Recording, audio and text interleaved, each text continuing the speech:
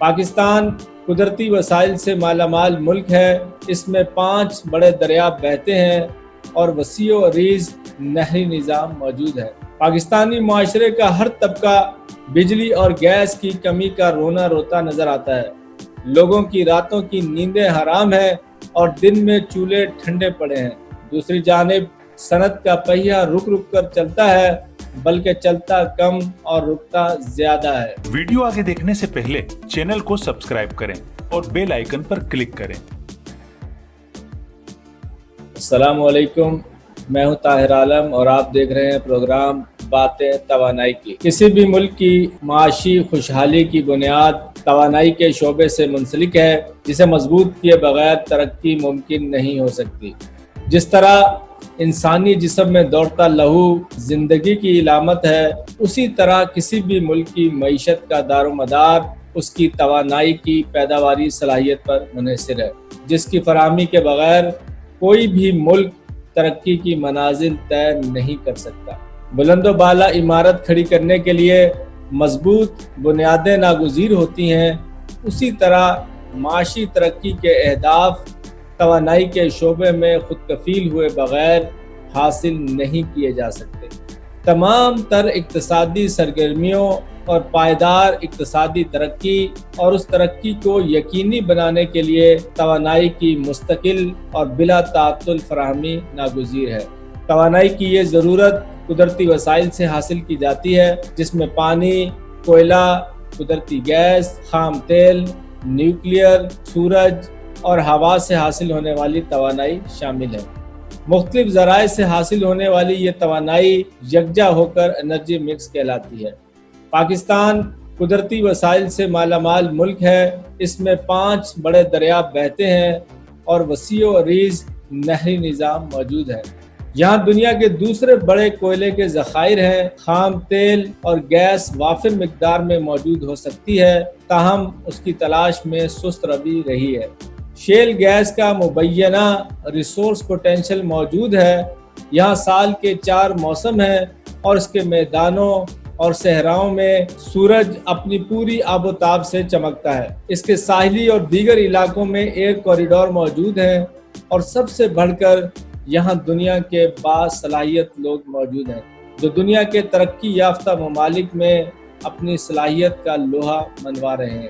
مگر انتہائی افسوس کے ساتھ یہ کہنا پڑتا ہے کہ پاکستان عرصہ دراز سے توانائی کے شدید بحران سے دوچار ہے اور گزرتے وقت کے ساتھ اس کی توانائی کی طلب اور رسد کے فرق میں مسلسل اضافہ ہو رہا ہے اور بظاہر یہ جن بے قابو ہوتا نظر آتا ہے۔ پاکستان کی توانائی کی پیداواری صلاحیت کی تفصیل کچھ یوں ہے۔ پاکستان کی تیل کی پیداوار تقریباً 65 سے 75 ہزار بیرل یومیہ ہے اور اس کی کنزمپشن 4,35,000 بیرل پر ڈے ہے۔ اسی طرح گیس 3,265 MMCFD ہماری پیداوار ہے اور 4,100 MMCFD ہماری کنزمپشن ہے۔ اسی طرح LPG کے اندر 2,276 میٹرک ٹن ہماری پروڈکشن ہے اور 4,600 میٹرک ٹن ہماری کنزمپشن ہے۔ پیداوار اور طلب کے ان موجودہ اعداد و شمار سے تو یوں لگتا ہے کہ عنقریب پاکستان کی توانائی کی ضروریات کا دار و مدار توانائی درآمد کرنے پر اور زیادہ بڑھ جائے گا، جس سے ملک کی اقتصادی آزادی کو شدید خطرات لاحق ہو سکتے ہیں۔ طلب اور رسد کے اس بڑھتے ہوئے فرق کی بنیادی وجہ نہ صرف بڑھتی ہوئی طلب ہے، بلکہ اہم وجہ پیداواری صلاحیت میں کمی ہے۔ پاکستانی معاشرے کا ہر طبقہ بجلی اور گیس کی کمی کا رونا روتا نظر آتا ہے۔ لوگوں کی راتوں کی نیندیں حرام ہیں اور دن میں چولہے ٹھنڈے پڑے ہیں۔ دوسری جانب صنعت کا پہیہ رک رک کر چلتا ہے، بلکہ چلتا کم اور رکتا زیادہ ہے۔ آج سے 25 سال پہلے اپنی ضرورت سے زیادہ بجلی اور گیس پیدا کرنے والا یہ ملک آخر اس حال کو کیسے پہنچا؟ آخر یہ مسئلہ ہے کیا؟ پاکستان توانائی کے بحران سے دوچار کیوں؟ صوبہ سرحد میں پہاڑوں سے بہتے دریاؤں سے وافر مقدار میں بجلی پیدا کی جا سکتی تھی، سندھ میں کوئلے کے ذخائر اتنے کہ 100 سال کی توانائی کی ضرورت کو پورا کر سکیں۔ بلوچستان قدرتی گیس کی دولت سے مالا مال، پھر بھی لوگوں کا برا حال کیوں؟ عرصہ دراز سے پاکستان ہر سال توانائی کے بڑے بحرانوں کا سامنا کرتا چلا آ رہا ہے، جن کی وجوہات پیٹرول کی قیمتوں میں اضافہ، گیس اور بجلی کی شدید قلت، گردشی قرضے، بجلی اور گیس کی تقسیم اور منتقلی کے پرانے اور ناقص نظام ہیں۔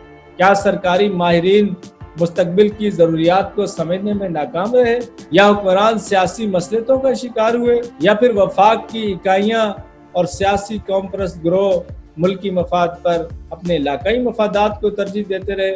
اہل حق محب وطن ماہرین کا کہنا ہے کہ توانائی کے بحران کی اصل وجہ وسائل میں کمی نہیں بلکہ سیاسی سنجیدگی کا فقدان، غلط ترجیحات، نامناسب پالیسیاں، فیصلہ سازی میں ٹیکنیکل اسٹاف کی عدم موجودگی اور سب سے بڑھ کر کرپشن ہے۔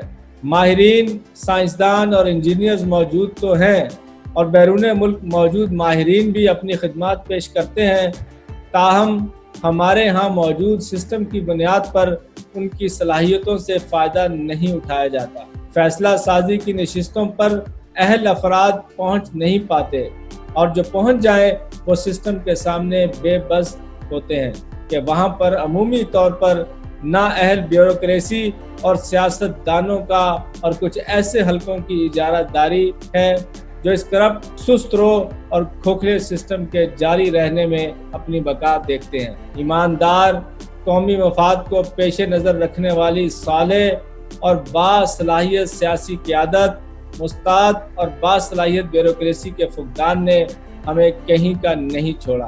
اس ملک میں بہت تجربے ہو چکے، اب اس کے سوا کوئی چارہ نہیں کہ ہم ہر سطح پر ایسی با کردار قیادت کو سامنے لانے میں اپنا کردار ادا کریں۔